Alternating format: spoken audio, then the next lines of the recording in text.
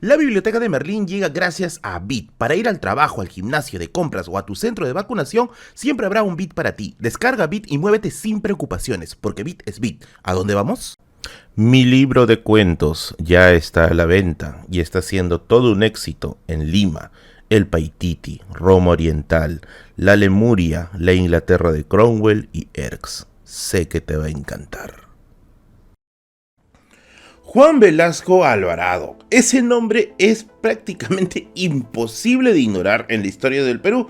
Y ni siquiera hablando del pasado, pues también del presente, ya que con esto de la segunda reforma agraria, todo el mundo ha vuelto a hablar de él. ¿Quién es Juan Velasco Alvarado? ¿Qué cosas realmente hizo? ¿Qué cosas no hizo en todo caso? Y sobre todo, ¿por qué es un sujeto que ha marcado tanto la historia de nuestro país? De hecho, en otros videos voy a desarrollar acerca de todo lo que va a ser el gobierno de Juan Velasco Alvarado o la primera fase del gobierno revolucionario de las Fuerzas Armadas, pero el día de hoy quería enfocarme en algo que es prácticamente terreno vacío en YouTube, y es ¿qué fue del día o qué pasó el día en que murió Juan Velasco Alvarado? Y es que los personajes de la historia, sean buenos o sean malos, el día de su muerte siempre es un momento en que nunca va a pasar desapercibido. Y es que la muerte, velorio y posteriormente funeral de Juan Velasco Alvarado no va a ser un acontecimiento que va a pasar desapercibido para la sociedad peruana, y va a tener profundas, pero realmente profundas consecuencias en lo que va a ser nuestra forma de ver el Perú en los siglos posteriores. Y es por eso que el día de hoy,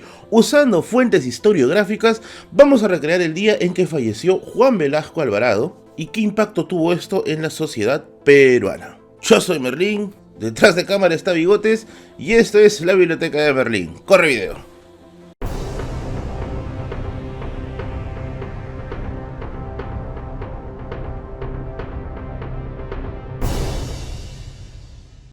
Hay una frase en Sucedió en el Perú que me gusta mucho y que lo voy a utilizar también para describir el momento en que quiero enfocarme el día de hoy. Se dice que hay tres presidentes que han marcado profundamente el siglo XX peruano: Leguía, Velasco y Fujimori. Y es que en el caso de Leguía podemos entenderlo por el proceso de modernización que emprende el Perú y también por la época del centenario. En el caso de Fujimori creo que los acontecimientos recientes son obvios y también el tema de la injerencia de Sendero dentro de la política y sociedad peruana, pero en el caso de Velasco hay una ruptura mucho más interesante a mi juicio, que es el quiebre de los lazos de servidumbre hacia el proceso de la reforma agraria que con todos sus matices vamos a analizar en otro video. Según un libro que ya hemos utilizado muchas veces y recomiendo enfáticamente a la gente que esté interesado en iniciarse en historia, Nación y Sociedad en la Historia del Perú del historiador Peter Clarence, se menciona lo siguiente: que el 3 de octubre de 1968, aproximadamente en horas de la madrugada, el presidente Belaúnde Terry fue sacado de Palacio de Gobierno en medio de un golpe de Estado. Este golpe de Estado va a derivar en su salida del poder y su posterior refugio en Argentina. Pues ¿quiénes lo habían sacado? Los militares. Pues clásicamente del siglo XIX, pero ahora está dominado por los militares, y el siglo XX también en cierto modo se puede decir que va a pasar algo similar. Y es que con la llegada de los militares al poder se abría un nuevo abanico de preguntas. ¿Qué tipo de gobierno se va a desatar ahora? Lo más esperable era que se trate de un gobierno conservador, como lo habían sido los gobiernos militares a lo largo de toda la historia. Pero oh vaya sorpresa, que cuando se dieron cuenta, la ideología de estos sujetos que entraron al poder no era para nada conservadora, sino se podría definir en el ala progresista, o como algunos también le denominan, en el ala nacionalista. Y así comienza el famoso gobierno revolucionario de las Fuerzas Armadas, que va a tener dos fases, la primera con Velasco y la segunda con Morales Bermúdez. Aquí van a ocurrir una serie de acontecimientos que la verdad es que cada uno merece un video propio, como la nacionalización de la International Petroleum Company, la reforma agraria, el plan Inca, las empresas de control social, etc. Francamente, cada hecho merece un video aparte, así que vamos a enfocarlo a eso en posteriores videos. Pero todo este proceso de revolución que va a ser el gobierno de las Fuerzas Armadas desde arriba, lo que se conoce como una revolución desde arriba, va a tener fuertes encontrones con lo que vamos a denominar la oligarquía peruana, pues obviamente no se veía con buenos ojos la llegada de un Velasco. Y esto tiene su correlato dentro del jefe de Estado. ¿Qué significa? Pues un gobierno sometido a tal nivel de estrés y sometido a tales niveles de presión va a terminar haciendo eco en la salud de Velasco. Según el libro Los años de Velasco del historiador Rolando Rojas, una publicación que ha salido hace muy poco y lo tiene el Instituto de Estudios Peruanos, pero también lo puedes encontrar en la librería solo para fumadores a un precio bien accesible. El historiador Rolando Rojas en uno de los capítulos relata acerca de los años de la enfermedad de Velasco, algo que es muy difícil de encontrar, dicho sea de paso, en otros libros similares, ya que los libros sobre el tema abarcan usualmente el tema de la reforma agraria o el tema del Plan Inca o el tema de Sinamos, que es también algo muy interesante.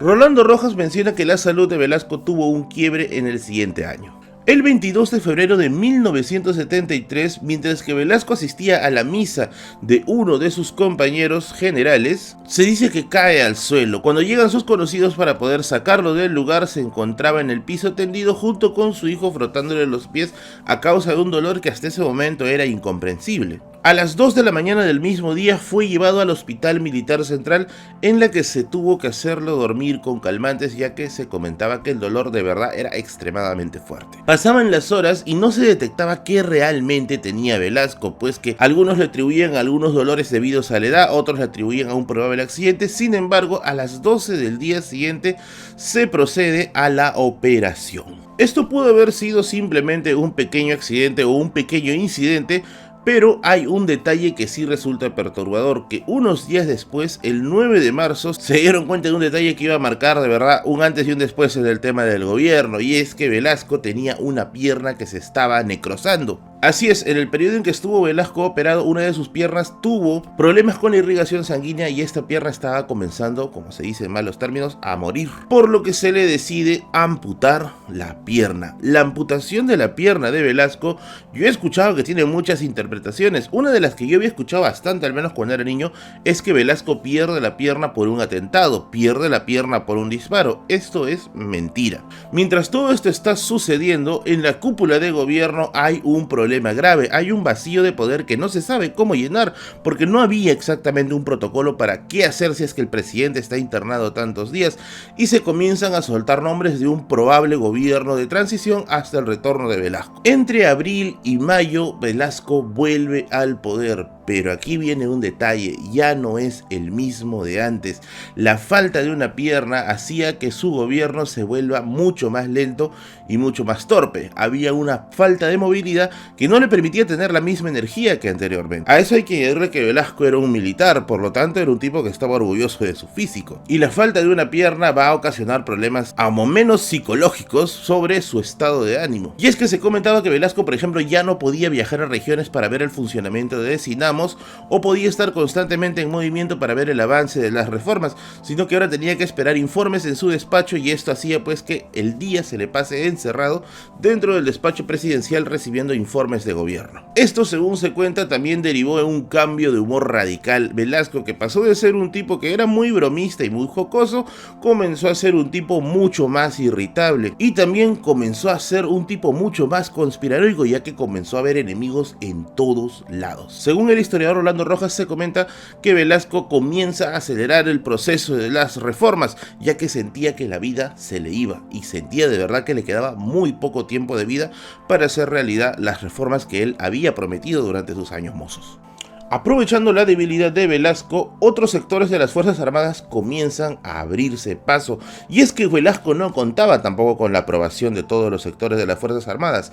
Casos como por ejemplo el de la Marina comenzaban a abrirse y ser abiertamente opositores del gobierno. Por ejemplo, se resalta el liderazgo de Vargas Caballero, un vicealmirante que lideraba el ala derecha de la Marina, quien era abiertamente opuesto a Velasco, pese a que anteriormente había formado parte de su gobierno. Asimismo, se menciona que algunos malos elementos de las Fuerzas Armadas comenzaron a cometer actos de desestabilización para que el gobierno de Velasco caiga más rápido, y es que Velasco, sin una pierna y con el humor hasta el tope, era ya suficiente como para comenzar a tentar un probable fin de gobierno. Rolando Rojas menciona que en algunos casos estos actos de desestabilización llegaron a niveles casi hasta de terror, como por ejemplo que se desatan disparos ante la embajada de Cuba y de la Unión Soviética. Para mayor información sobre el tema, el historiador Antonio Zapata, también en su libro La caída de Velasco, menciona acerca de estos actos de terror, así que puedes revisar también su libro. Con todo este asunto, Velasco comienza a alejarse del sector progresista de su grupo y se comienza a pegar a un grupo muy pequeño que se le conoció como la Junta popularmente. Este aislamiento de Velasco y su separación de los grupos militares progresistas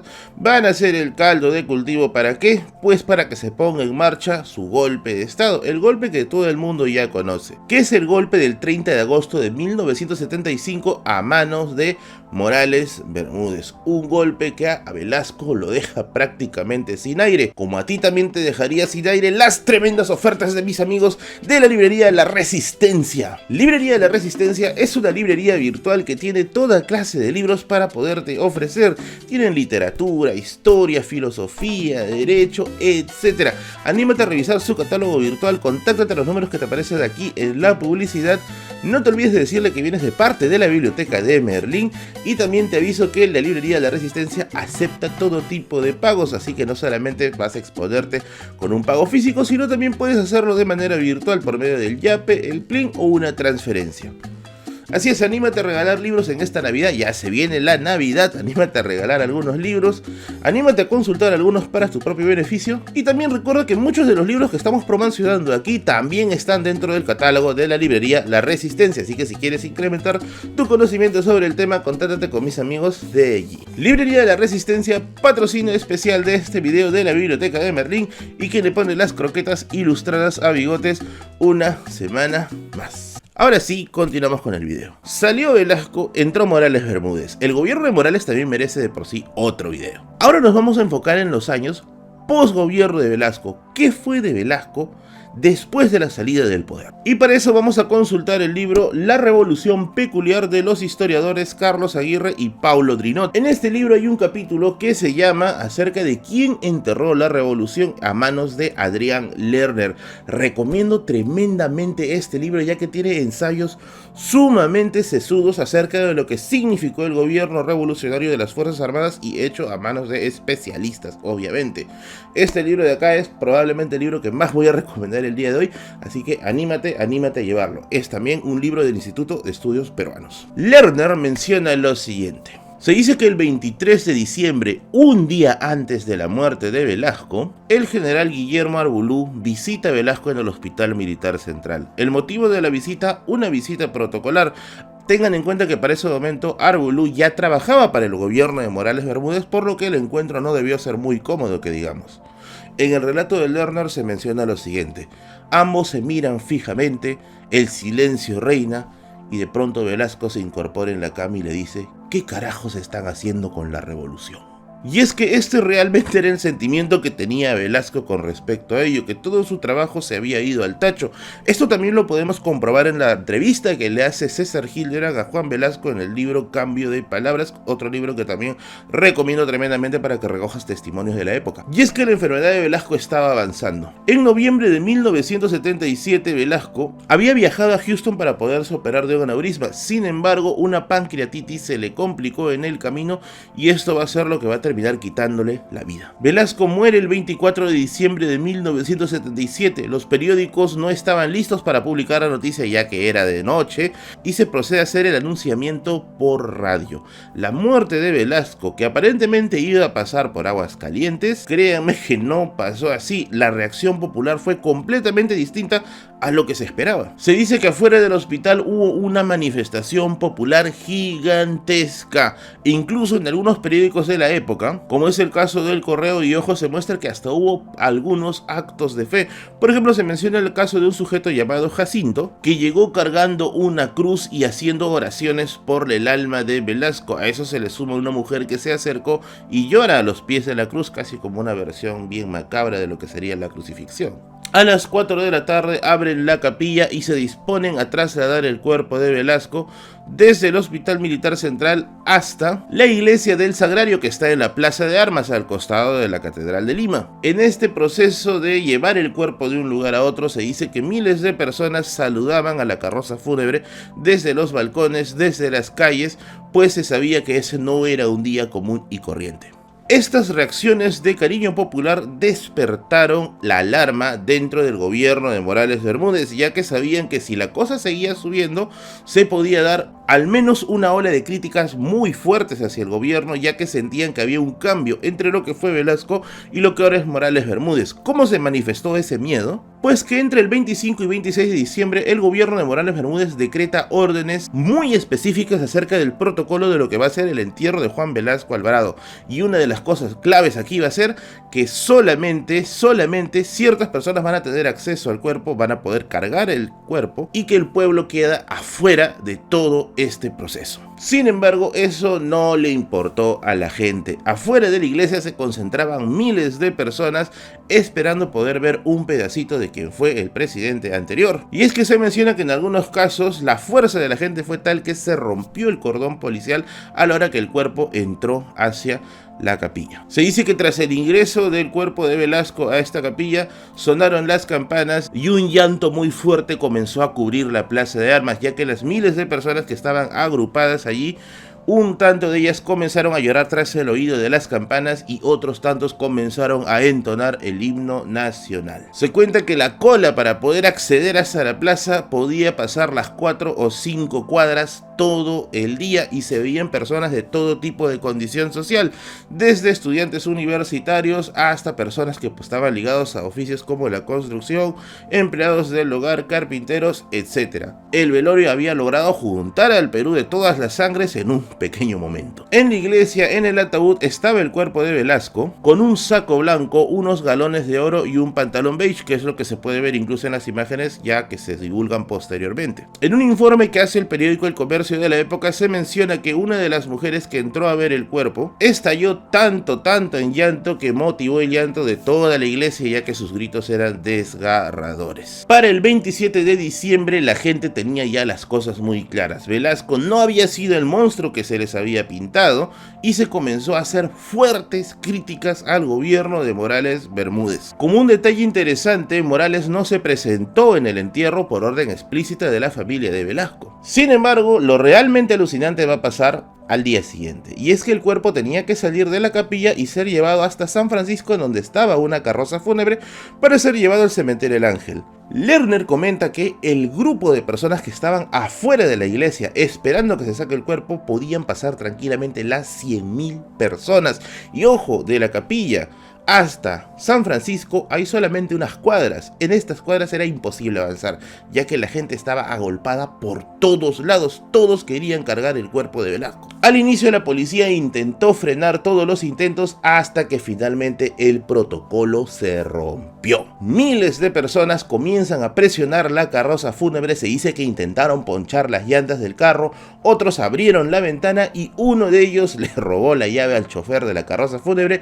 y abrieron la parte de atrás del carro donde estaba el ataúd de Velasco. Para San Francisco se calcula que la cantidad de gente que estaba afuera sumaba ya casi las 250.000 personas. El ataúd de Velasco va a ser cargado en hombros por diversas personas y ser llevado de esa manera hasta el cementerio El Ángel. Se dice que en el camino la gente iba arrancando flores de los jardines, iba sacando flores de donde no había para comenzar a ser arrojadas hacia el ataúd. Y es que al llegar al cementerio El Ángel, ya ahí sí la policía comienza a hacer uso de la fuerza y comienza a dispersar a la gente. La gente no podía entrar en mancha al cementerio, son 250.000 personas, ¿dónde vas a meter tanta gente? Y es que solamente un pequeño grupo accede al cementerio y es enterrado. El general, con la gente viendo desde afuera, subida en árboles, subida en balcones, trepadas en las rejas, viendo cómo se enterraba el cuerpo de quien alguna vez fue el presidente Juan Velasco Alvarado. Y bien, ¿tú qué opinas? ¿Velasco, un héroe,